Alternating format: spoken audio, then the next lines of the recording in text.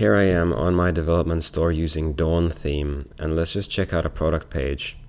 And as you can see, the product image is huge. And on top of that, we even have zoom. And why do we need that? The product is already big enough. So in the previous default Shopify theme, which was called Debut, there was an option to disable the image zoom, but in Dawn, they don't have that option at all. So we're gonna have to do it with code.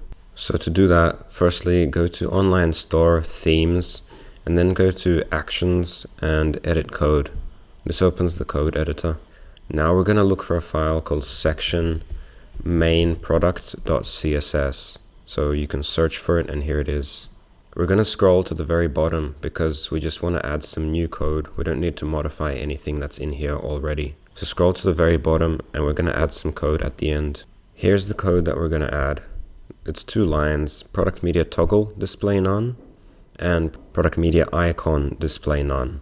So this hides the actual zoom container, and this hides the little zoom icon in the top left.